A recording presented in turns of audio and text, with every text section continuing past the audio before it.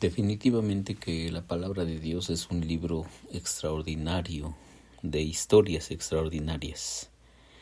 Esas historias que alimentan el alma, pero no solamente sirven como alimento espiritual, sino que transforman la vida, le dan dirección y le dan sentido a muchas de las cosas que nos pasan, porque además nos identificamos en algunas situaciones vitales, en algunas situaciones existenciales con personajes de la Biblia. Y algo que me gusta mucho en lo personal es justamente ese tipo de historias dramáticas, tan llenas de suspenso, pero tan llenas de realidad, sobre todo de realidad, porque la Biblia es un libro de realidades. No es solamente un libro religioso. Cuando lo vemos como un libro religioso es que pierde su sentido y dejamos que sea un libro como para momentos así especiales, pero no. La Biblia es un libro, es la palabra de Dios para las situaciones del día a día. Así que tú y yo podemos identificarnos con algunas de estas historias y también extraer de allí una enseñanza para nuestras vidas. Mira esta historia, es fascinante. Génesis capítulo 16, dice así: Sarai, la esposa de Abraham, no le había dado hijos.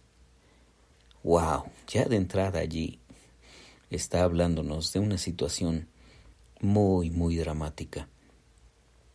Una familia que no tiene hijos en la antigüedad era pues una forma de sentir que la vida no tenía sentido. Ahora estamos viviendo una época muy, muy rara. Nuestros jóvenes ya no quieren tener niños.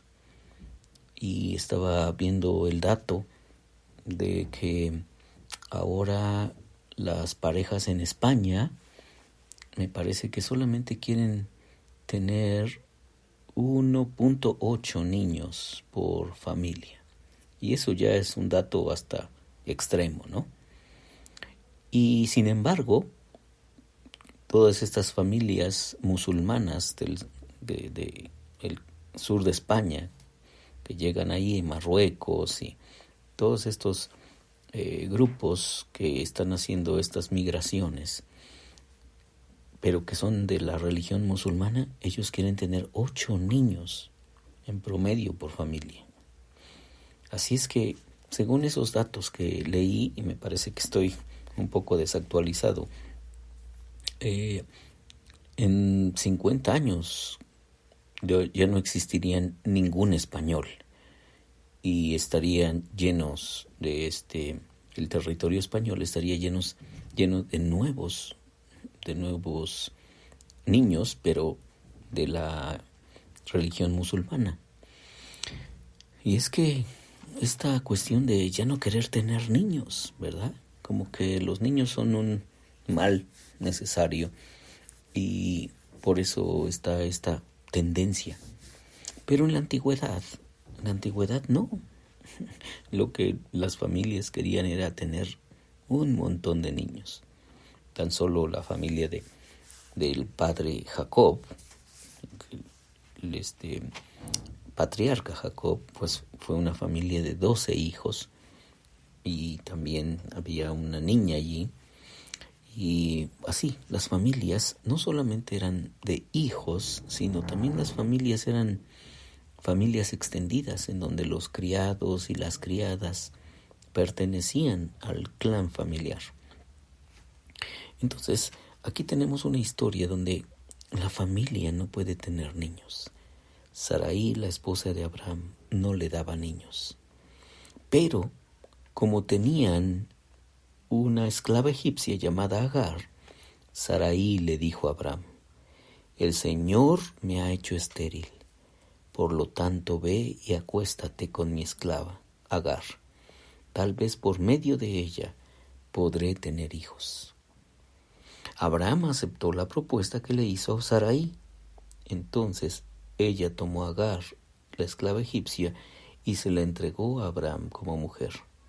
Esto ocurrió cuando ya hacía 10 años que Abraham vivía en Canaán. Ahora, este es un esquema que nos parece demasiado extraño a los occidentales, pero en Oriente esto era una práctica que era legal, incluso estaba legalizada, ¿verdad? Los patriarcas pues eran dueños de esos esclavos, así que la esclava Agar pues simplemente era una pertenencia de Abraham y de Sara. Así es que no hubo nada de, vamos a decir, de extraordinario en eso, sino que ellos están adecuando a las leyes de su tiempo. Pero entonces, fíjate lo que pasó. Abraham tuvo relaciones con Agar y ella concibió un hijo. Y al darse cuenta Agar de que estaba embarazada, comenzó a mirar con desprecio a su dueña. Mira qué historia. La esclava ahora ve con desprecio a su señora, a su dueña, y entonces, pues viene la reacción de la dueña de la casa, ¿no? Y le dice, entonces Sarai le dijo a Abraham, tú tienes la culpa de mi afrenta. Yo puse a mi esclava en tus brazos y ahora que se ve embarazada, me mira con desprecio. Que el Señor juzgue entre tú y yo. Mira qué tremendo problema está viviendo Abraham, el padre de la fe. Se le juntaron las señoras, ¿verdad? Y ahora tiene un serio problema. Una de ellas está embarazada y es la esclava. Y la dueña de la casa, la señora Sarai, pues está muy enojada porque ella no puede tener hijos.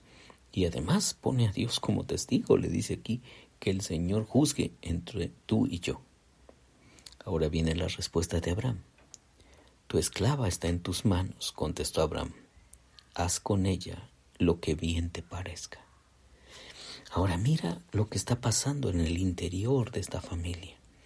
Hay una ruptura emocional, un problema bastante serio y luego la situación que se da. Mira, de tal manera comenzó Sara a maltratar a Agar que ésta huyó al desierto. Sí, Sara no era una perita en dulce, ¿verdad? Los judíos de la actualidad la llaman su madre, Sara, ¿no? Y hablan de ella como una mujer de fe, y efectivamente la misma Biblia habla de ella como una mujer de fe, pero cuando es confrontada con un problema vital, pues mira cómo actúa. Allí, entonces, junto al manantial que está en el camino a la región del sur, la encontró el ángel del Señor y le preguntó, Agar, esclava de Sarai, ¿de dónde vienes y a dónde vas? Estoy huyendo de mi dueña Sarai, respondió ella. Vuelve junto a ella y sométete a su autoridad, le dijo el ángel. De tal manera multiplicaré tu descendencia que no se podrá contar. Y luego vienen entonces los textos que quisiera dejar contigo en este devocional, porque aquí vamos a encontrar un nombre especial del Señor. Dice así, el Dios que me ve, dice el versículo 13, como el Señor le había hablado, Agar le puso el nombre, el Dios que me ve, pues se decía, ahora he visto al que me ve. El Roi, así es el nombre en hebreo, el Roi, el Dios que me ve, o el Dios que ve a mí. Y luego, esto es muy profundo. Dios te ve, Dios ve a las personas y las ve, como dijimos en otro devocional, en sus situaciones vitales. Él no está ausente. Lamentablemente, para muchos de nosotros, como tenemos la vista un poco obtusa y no podemos ver más allá de nuestra nariz, pensamos que tenemos que resolver la vida con nuestras propias fuerzas y con nuestra propia inteligencia.